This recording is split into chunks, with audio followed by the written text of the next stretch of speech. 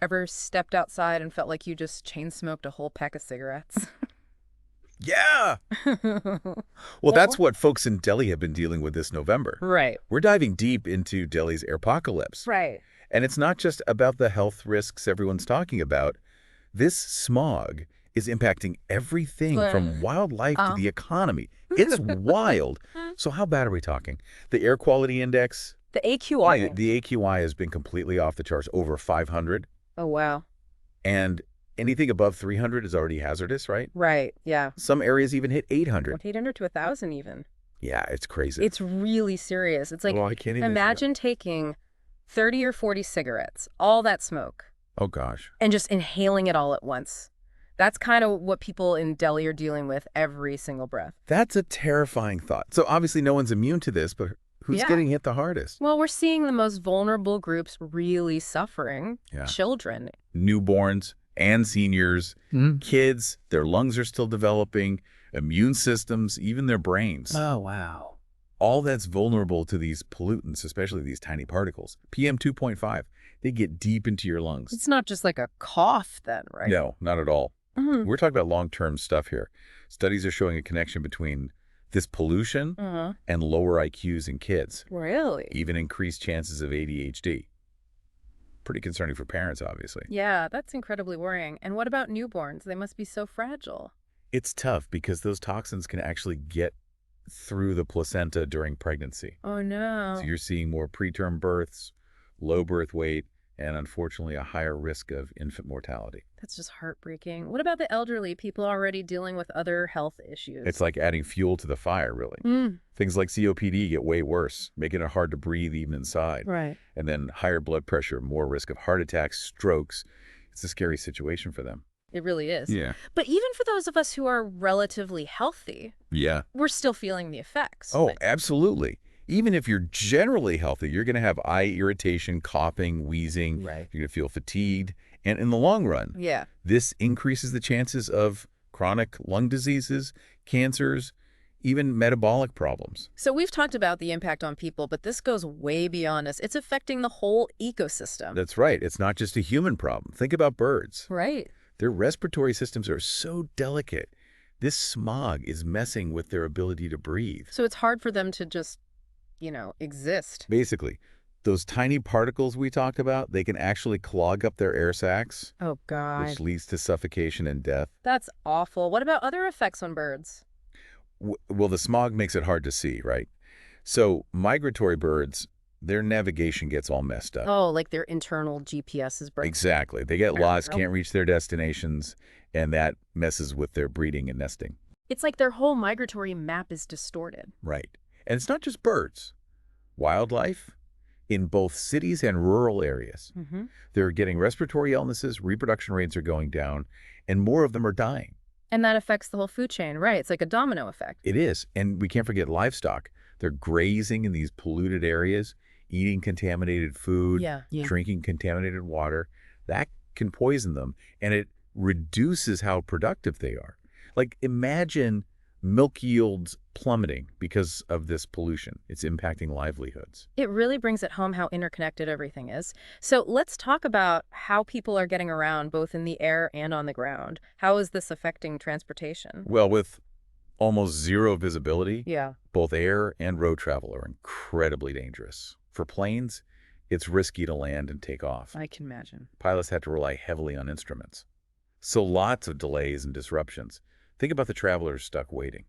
It's not just dangerous to breathe the air, but it's also cutting off the city from the outside world. Exactly. And on the roads, accidents are way up. Oh, wow. Pedestrians and cyclists are especially vulnerable because they're out in the open, exposed to both the low visibility and the pollution. And so many people rely on walking or cycling in Delhi. We do. Ah. And to make things even worse, the traffic congestion just adds to the pollution. Oh, how so? Well, drivers slow down because they can't see. Right, right. And that means more cars are just sitting there, pumping out more emissions. It's a vicious cycle. Wow, it's a multi-layered problem with consequences that just keep building on each other. And it's not just the air we're breathing. This pollution is seeping into everything. Absolutely. The environment is taking a hit. Plants absorb these pollutants like ozone, sulfur dioxide, nitrogen dioxide. Right. And that messes with their ability to do photosynthesis, so they don't grow properly, harms the whole ecosystem. It's like a slow poisoning of the environment. What about the Yamuna River? It's already heavily polluted. How is the smog affecting it? It's adding another layer of contamination, basically. The pollutants settle into the river, Oh no. endangering the fish and other aquatic life. And remember, that's the main source of drinking water for millions of people. It's scary how interconnected it all is. And the soil, the foundation of our food system, how is that being affected? The air pollution is changing the pH levels of the soil and introducing heavy metals, which reduces its fertility, so crops don't grow as well. So it's a chain reaction. The polluted soil affects the food, the Yeah. contaminated water affects our health, Exactly. and on it goes. And then there's the social and economic impact and the psychological toll this is taking on the people of Delhi. It's immense. Imagine living under this constant blanket of smog. You feel like you can't breathe. There's anxiety, the worry about long-term health impacts. It must feel so oppressive. It is. And people are reporting higher levels of depression and anxiety, which is understandable. Of course. And what about the economic burden? It must be huge. It is. The healthcare system is overloaded with people who are sick because of the pollution, Yeah. which puts a strain on resources and makes healthcare more expensive for everyone. Businesses, especially those that rely on outdoor work, are facing closures. That leads to job losses and a decline in productivity for the whole city. Can you even imagine what it would be like to live with that level of pollution every day? Your work, your social life, even just your mood would be impacted. It would be incredibly difficult. And on top of everything else, one of the most immediate dangers is the lack of visibility. It must be really hard to see. It is. It's affecting basic commutes and even aviation safety. Let's dig into that a little more. Just how bad is the visibility and how is it impacting air travel and road safety specifically? We're talking about visibility reduced to just a few meters in some cases. Imagine driving, Yeah. cycling, or even walking in those conditions. For pilots, landing and taking off in that low visibility is incredibly challenging. They have to rely heavily on their instruments, which increases the risk and drives up costs. It's amazing they can even operate flights in those conditions. It really is. And on the roads, it's just as dangerous. The low visibility makes accidents much more likely, especially during rush hour when the smog is at its worst. I can only imagine how stressful and risky it must be to navigate the city like that. Even public transport must be affected. Absolutely. Buses, the metro, everything is facing disruptions and delays, which makes life harder for the millions of people who rely on them every day. So we've seen how this air pollution is affecting every aspect of life in Delhi, from health and the environment to the economy and transportation. But what exactly is causing this airpocalypse? What's at the root of this incredibly complex problem? There's no single cause. It's a combination of factors, all contributing to this toxic mix. One of the biggest is vehicle emissions. Delhi has a huge population and tons of traffic, so there's a constant stream of cars, trucks, motorcycles, all releasing pollutants like nitrogen dioxide and carbon monoxide. It's almost like a sea of vehicles all pumping out exhaust. What else is contributing to this pollution crisis? Another big one is stubble burning. Farmers in nearby states burn crop residue after harvest, Right. and that releases huge amounts of particulate matter into the air. The wind often carries it straight to Delhi. So it's not just what's happening in Delhi, but actions in surrounding areas too. It shows how interconnected this all is. Exactly. And then you have industrial pollution. Factories and power plants emit sulfur dioxide, nitrogen dioxide, PM 2.5. All of those add to the problem. So many different sources contributing to the problem. Right. And then there's construction dust, which adds to the PM10 levels in the city. Construction's happening all the time in Delhi, and the dust from that is a big issue. And then, of course, there's the weather. During winter, the cold temperatures trap the pollutants near the ground, and that's what creates this thick smog. It seems like everything is working against Delhi right now. It's not just one culprit. It's the whole system contributing to this problem. That's a great way to put it. The complex web of interconnected factors that have led to this crisis. So, with this massive crisis, is there any hope for Delhi? Are there solutions that can help fix this? Absolutely. It's not a quick fix, but there are both short-term and long-term solutions that can make a difference. That's good to hear. What are some of the immediate things that can be done to help the people of Delhi? Well, one crucial step is to put emergency action plans into motion. This might involve temporarily shutting down industries, putting a stop to stubble burning in the surrounding states, Okay. and halting construction during those peak pollution days. It's about taking quick action to cut down on the pollution sources. Sounds like these measures need to be implemented swiftly and decisively to really make an impact. Exactly. And alongside that, we need clear public guidelines. People need to know the risks and how to protect themselves. Like what? Well, promoting air purifiers, telling people to stay indoors as much as possible, and really emphasizing the importance of wearing N95 masks when they do go outside. So it's about giving people the information and tools they need to protect themselves and their families. Exactly. Another short-term solution that's been tried before is the odd-even traffic scheme. Have you heard of that? I have. It's where cars with odd-numbered plates drive on some days and even-numbered plates on other days. Has it been effective in reducing pollution? It's not a perfect solution, but it has helped reduce congestion and emissions, at least in the short term. Yeah. It's a step in the right direction.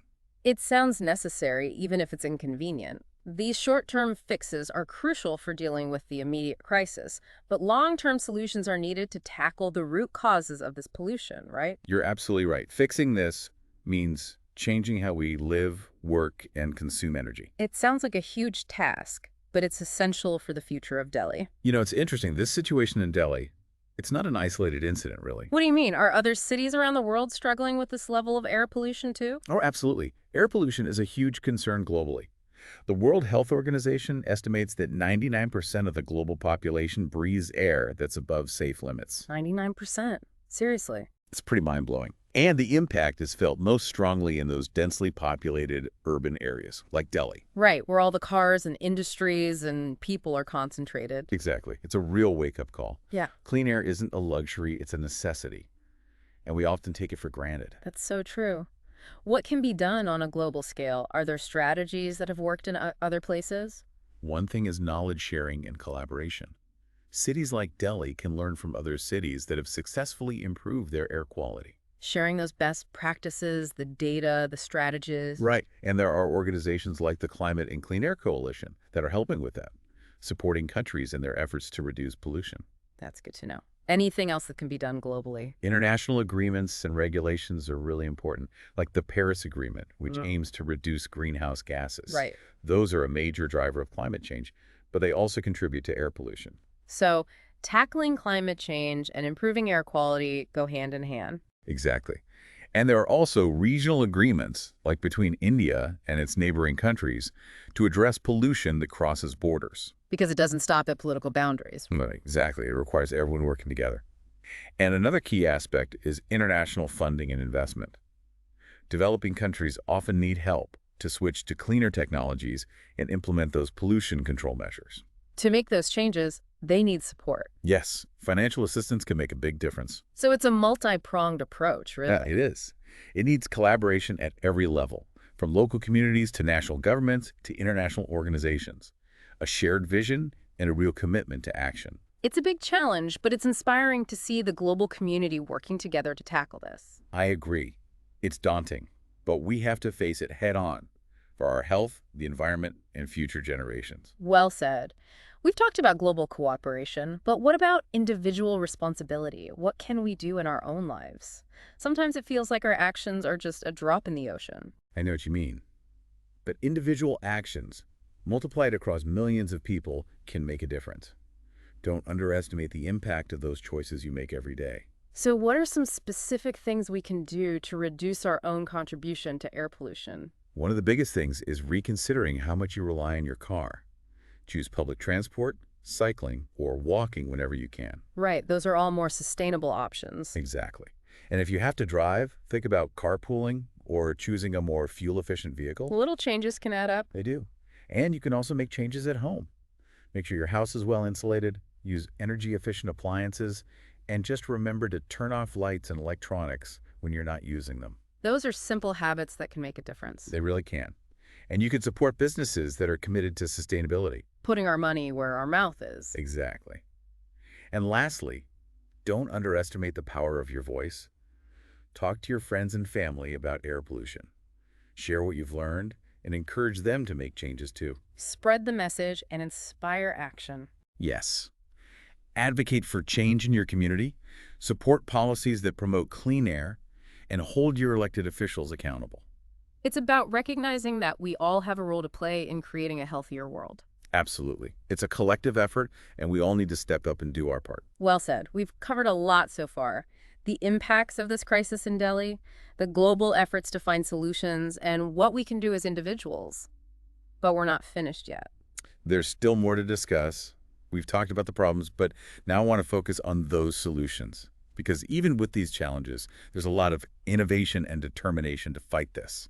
That's encouraging to hear. I'm excited to learn more about these solutions and how they can help us build a cleaner future. So we're back, and we're ready to dive into those solutions you mentioned. We've talked about the impacts of this air pollution crisis in Delhi and the need for global action. But what's being done right now to actually clean the air and prevent this from happening again? Well, one really exciting area is air quality monitoring.